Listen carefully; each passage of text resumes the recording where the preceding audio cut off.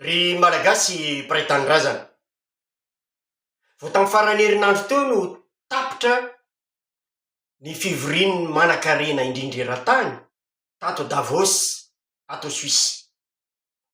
Tsika kosa tamin'ny herinandro ambony de mivory tao amin'ny CCI vato ny fanokafana ny fanamboarana ny drafitra ekonomika iraisan'ny malagasy rehetra mba hialana am'izao fahatrana izao. Koa mahatsiaro manana didy zahay atao amin'ny fafikarena malagasy, fandrindrana ny fiarikarena malagasy, hanolotra ny vinavina ara-toekarena izay noheverinay ahafahana miala am'izao fahatrana izao.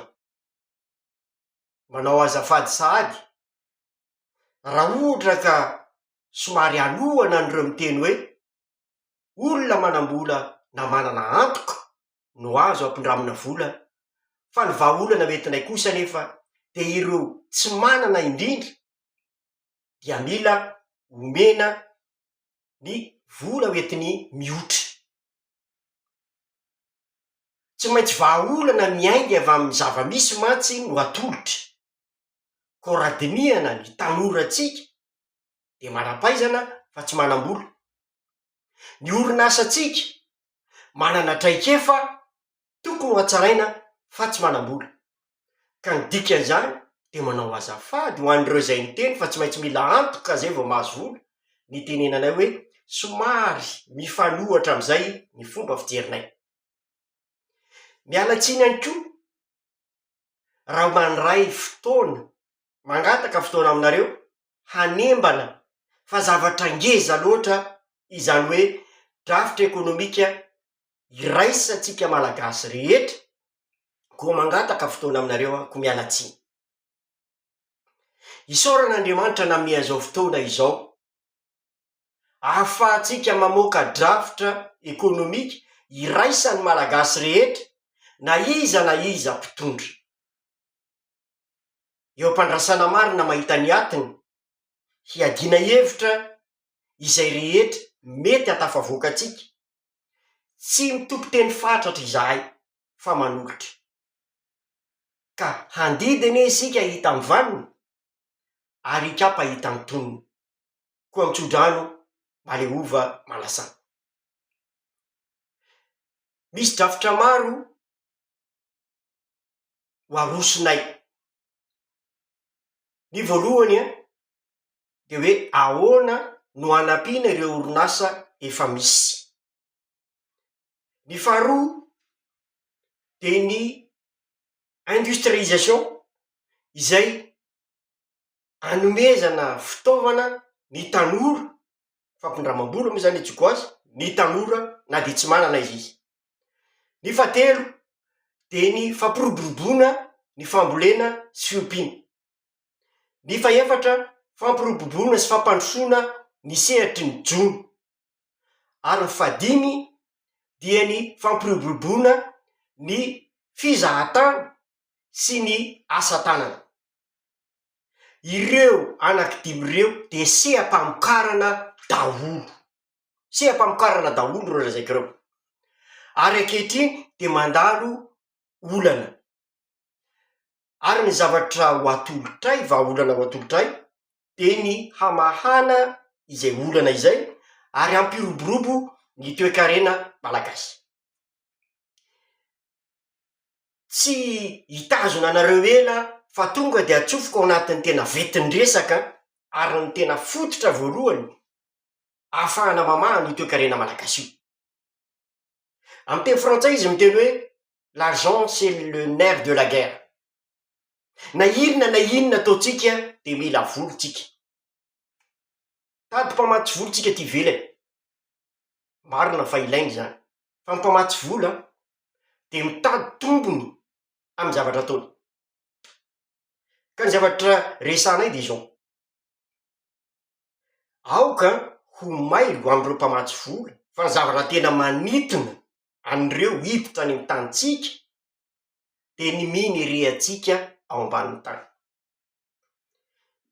Misy ady mipotra eran'izao tontolo zao, misy fanjanahantany efa niainana teto am'izao tontolo zao, fa ny ao ambadika an'ireny ny hery manosika ny olona de anao an'ireny de minere daolo. Mahazo mandinika tsika nefa misy am'izao tsy hanonona firenena fa manan-tsaintsika afaka mandinika. Ny zavatra anankiray koa de izao: mahazo atao tsara ny tsy mandalo hoe fa maty vola avy any ivelany irery no ianterana, ilaina izy fa tsy izy irery. Ahoana ny atao? Efa henontsika angamba hoe nisy volamena 17 kilao very tany Afrique du Sud, nisy volamena 15 kilao very tany Comore, misy tany Seychelles, misy volamena mivadika avy. Izany hoe misy volamena eo amy tanitsika,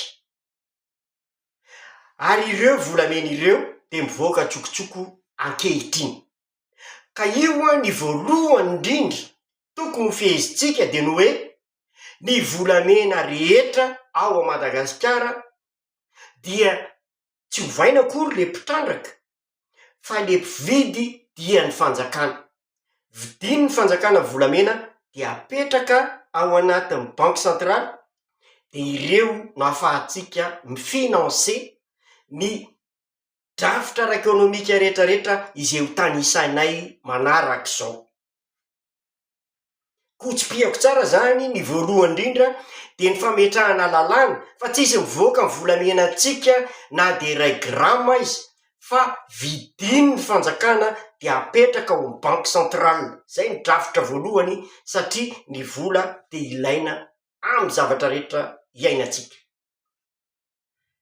Ka idirako voalohany am'ireo orinasa efa misy.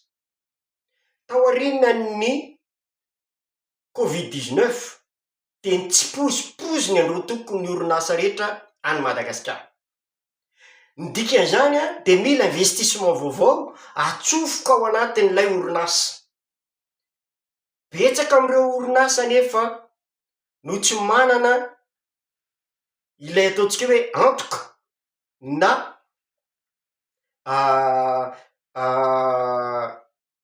garantie ngamba ny antsoiko anazy hoe ahafahany tena hoe mindram-bola amin'ny banky normal. Ka ny zavatra soso-kevitra ataonay de ny hoe mila manao révolution économique isika. Izany hoe misy ny investissement à risque fa le risque no ahena. Azavaiko kely le hoe ahena. Indraindray ny fitantanam-bola dia diso ny ametrahana azy tsy ao am'le zavatra tena mamokatra, ka mba hampihena an'izay risque fa fisafidianana ny investissement zay de manoro-kevitra izahay hoe ao anatin'ny orinasa rehetra zay ampindramina vola de tokony hisy olona tena technicien mahay an'le famokarana ho mpitantana, ary misy olona anankiray indray tena mahay momba ny fitantanana. Ny vokatry ny investissement atao ao ho any amin'ny tombony, de ny vola zay anaovana investissement ao de avy am'le volamena no anaovana azy. Investissement à risque hoy aho, tsy miankina amin'ny any ivelany fa itsika no misafidy hoe izay le drafitra vaovao révolution économique. Mba hampihena ihany koa an'le risque de asiana indray ny cabinet ny expert comptable avy aty ivelany izay mandinika hoe ity lala ny orinasy ty de mandeha tsara makany amin'ny famerenana le vola indramina.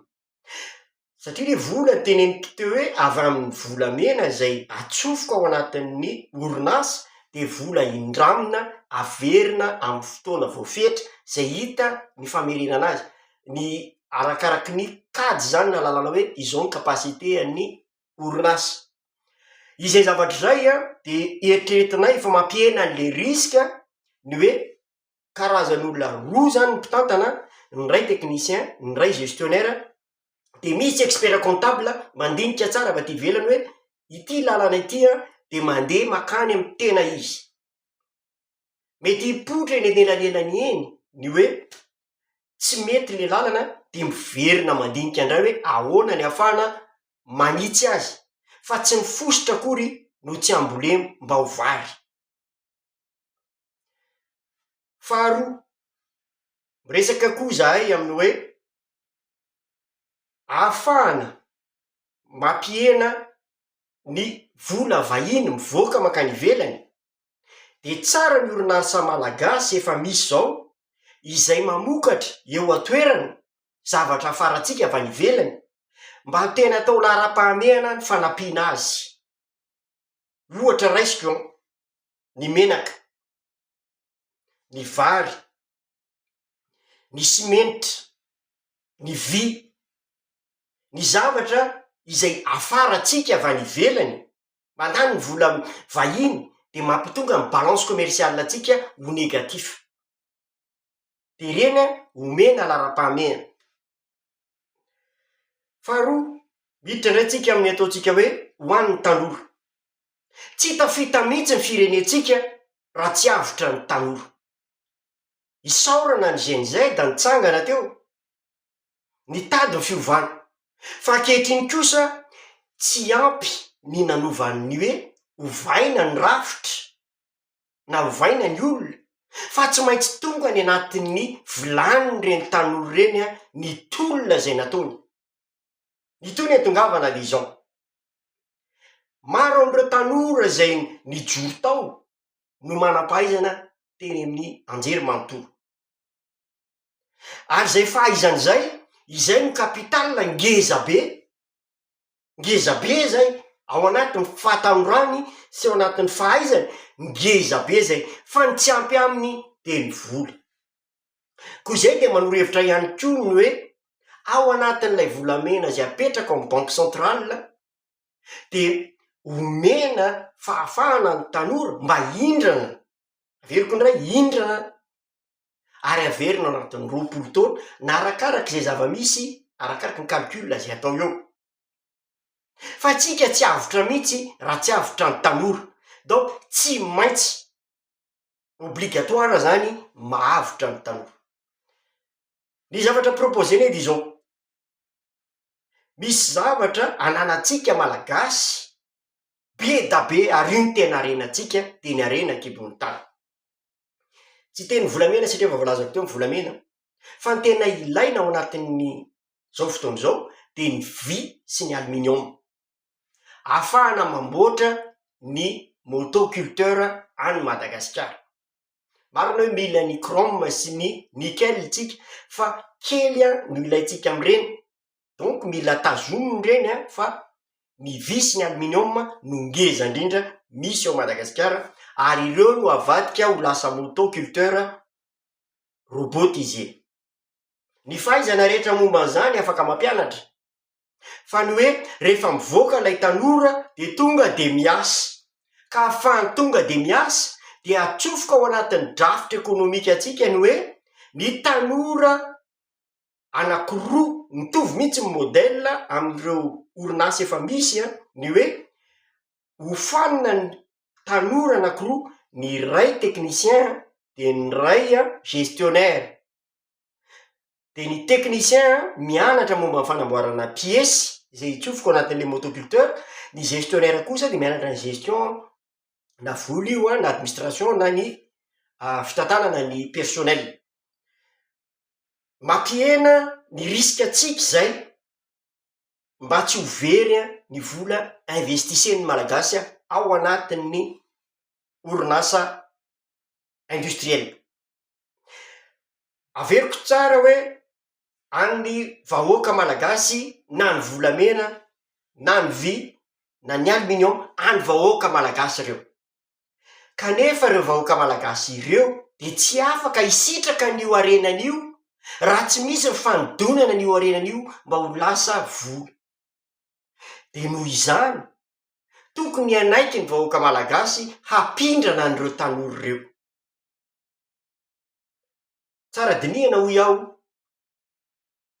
ny ahafahana mametraka an'izany ao anatin'ny drafitra ekonomika. De tsy adino ny expert comptable izay manara-maso avy aty ivelany, maso avy aty ivelany mijery hoe mijery ny tena marina, hoe makany amin'ny lalana marina ve sa tsy makany amin'ny lalana marina, ilay orinasa izay nampindramina an'le vola. Maninona motoculteur robotisé? Fantatsika fa marobe eo Madagasikara ny mpamboly sy mpiopy. Ary ireo fambolena ireo de manampy atsika tsy hiankin-doha amin'ny any ivelany amy resaka sakafo. Ka noho izany, mila hatsaraina ny fomba fambolena Madagasikara. Hatramizao de ny fiasana amy tanana no tena mibahatoerana. Marina fa misy ny efa mampiasa tracteur, misy mampiasa angadin'omby, misy mampiasa kubota, fa amizao de tena generalisena mihitsy eran'ny Madagasikara ny hoe isaky ny mpamboly anankiray de azo motoculteur anankiray. De amizay ny marché tonga de mipetraka. Ao anatin'ny industrialisation ihany ko araky ny teniko teo hoe fanamboarana pièce iny anankiray ny momba motoculteur, fa ny fandrendream-by sy ny fanamboarana ny aluminium. Ny fandrendream-by amboaritsika à Madagasikara de ahafahantsika manana vy anamboarana sambo, na sambo fitaterana olona io, ohatran'ireny croisière ty ivelany reny, na sambo fitaterana entana, ny transport commercial, na sambo mpiady. Zay amelona ndray ny secret-natsika. Ao anatin'ny industrialisation vaovao ihany ko, efa nanantsika ny cimenterie Amboanio. Mety azo atao koa ny fananganana cimenterie atao Antsirabe. Ireny rehetrarehetra ireny de finansena amin'ny alalan'ny volamena. Zay zavatra zay, raha miresaka motoculteur robotisé ato de efa mampiditra sady amin'ny fampandrosoana ny tontolo ambanivohitra. Eo am'ireo tontolo ambanivohitra de miresaka ho drafitra ny fahazahoany ny mpamboly rehetra motoculteur. Ny motoculteur robotisé zay madinika moa ny antsoina anazy de nomanina hiasa tany 2 hectares sasany.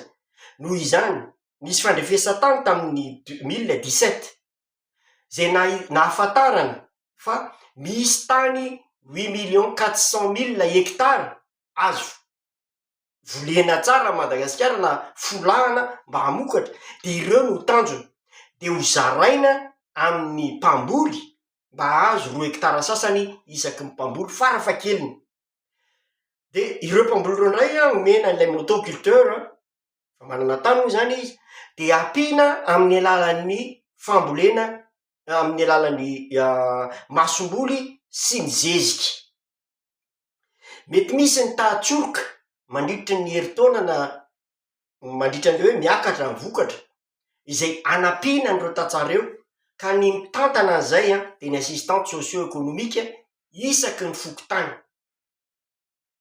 Ireo no manara-maso sy miresaka miaraka amin'ny mpamboly amin'ny hoe ahoana ny azahoany tany, ahoana ny azahoany motoculteur, indramina hoy aho fa halotsy kelikely amin'ny alalan'ny vokatra.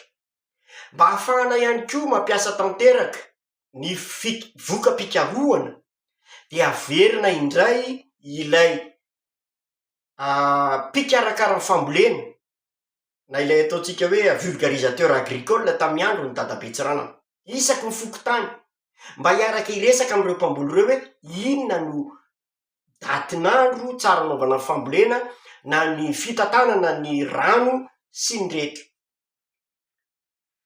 Ny manaraka an'izay ihany ko, drafitra hafa indray de mba hakasika an'ireo ataotsika hoe fizahan-tany. Madagasikara de malaza hoe sanctuaire de la nature eran'izao tontolo zao, ary tsy ambaky tsika amy resaka hoe na mitsangatsangana Maurice na mitsangatsangana any Seychelles, tsy ambaka mihitsy tsika fa manana zavatra ho atolotra eo amy tseny iraisam-pirenena. Ny tsy ampy amitsika fotsiny de le ataotsika hoe hôtel luxe moa izy ny antsoiko anazy satria misy étoile ao anatiny ny faharoa reo mpitantana ny mpitarika an'ireo olona hijery an'ireo sity isan-karazana, ny Tsingy zany na Baobab na ny anisalo, mbola betsaka tsy voatanisako eto hatramin'ny trozona, zay afaka mitarika mpizahatany maro a Madagasikara. Fa ireo hôtel ireo koa de tsara hatsangana ary any ny malagasy. Zany hoe ireo tanora izay te hanangana hôtel de mitovy ihany ny financement zany, mitovy foana hoe misy ny technicien tena malala ny hôtellerie de misy ny gestionnaire zay mpitatana vola ny tena fahaizana, de ireo no miara-miasa manao co-gestion, de ny expert comptable no mpanara-maso. Ireo tokotelo mamasana andro ahafahantsika manao ny investissement ary miena ny risque. Ny anankiray ihany koa de ny mpanjono. Ny mpanjono ao anatin'le teneniko teo hoe fanamboarana ny motoculteur any Madagasikara, de io moteur zay ilay resahana io de misy fanovana kely ahafahana manao ny moteur hors-bord. De ny mpanjono rehetra ra Madagasikara de tsara omena fitaovana raitra kokoa, de ny fanomezana azy lakana izany lehibe kokoa. Misy moteur hors-bord ary misy sonar. Ny sonar ahafahany mahalala ny ao anatin'ny rano hoe aiza ny misy an'ilay trondro am'izao fotoan'izao, zay izy vao mandefa ny ratony. Moteur hors-bord moa mazava ho azy andehanana makany ampovoan-dranomasina. Fa ry zareo indray de omena fari-dranomasina, omena fari-dranomasina mihitsy hoe ity faritry ity de ianao reriny no olona mpitrandraka ny arenan-dranomasina ao. Gasy aloha fa tsy mandefa mihitsy tsika sonona vahiny ao anatin'io, fa gasy aloha. Tsara koa tsika mandinika tsara ao anatin'ny drafitra ara-ekonomika hoe rehefa nangana orinasa Madagasikara de apetraka le règle de 51%. Izany hoe ny gasy no mitana 51% ny investissement, fa ny fanampiny no entiny avy aty ivelany. De iverenako kely am'le hoe ny zavatra manitona ny vahiny amy firenetsika de ireo arenan-kibony tany reo. Ka ny ataotsika de hoe arenan-kibony tany efa voahodina no varotana amina toerana akaiky ny pôro, de reo olo reo rehefa nafatra de tonga de anaty sambo de livrena any anaminy. Na iza eran'izao tontolo zao izy raha lafatra vy izy de tonga de lefa anaty sambo de livrena any anaminy. Izy zavatra zay dia hazava am'ireo amin'ny mpitady ny arena avy aty ivelany, ny hoe ahoana rehefa hividy zavatra Madagasikara, mazava hoe hividy vy ianao tonga de manaraka ny cours international, de firy taonina ny ilainao de tonga de mahazo. Ohatr'izay koa ny aluminium, ohatr'izay koa ny chrome sy ny nickel. Izay zavatra zay ampitombo be da be ny asa eo amin'ny toerana misy atsika, ary velatra kokoa any Madagasikara satria tadio fa nosy ny tanitsika, ary nosy tsara toerana eo anivony zao tontolo zao. Ka raha io plastique io no ataotsika hoe misy manafatra any Azia, na misy manafatra any Europe, na misy manafatra any Amerika any Amerika, de ny sambo de afaka tonga de mandeha am'izany lalana rehetra zany presque manitsy daholy, manitsy na hatramin'iny Arabia Saodita sy ny tariny tonga de manitsy ny sambo. Izay plasy ananatsika zay ampiasaina amin'ny drafitra ara-ekonomika. Mbola misy maro zay tsy voalaza, fa kosa mino fa zay kely voalaza zay de hitarika ny saitsika hietsiketsika hikariky hoe inona koa ny azo atao, fa i Madagasikara de atsika rehetra, isika ihany no manapaka zay ho avy Madagasikara. Ny Maorisiana manana ny plan économique izy 25 ans, 50 ans, fa isika izao no amboatra ny atsika. Koa za de mitso-drano ary mampahery atsika rehetra hoe tsy mifosotra akory ny tsy ambolembo-vary, fa ara-dalàna ny hoe nahantrotsika an'izao fotoana zao, fa isintona lesona kosa mba ahafahana mitraka sy miady mba ahatonga ny toekaretsika ho avotra. Ity saina atorianako ato ty de ho atsangatsika rehefa tratra ny fahaleovan-tena ara-toekarena. Masina ny tanindrazana.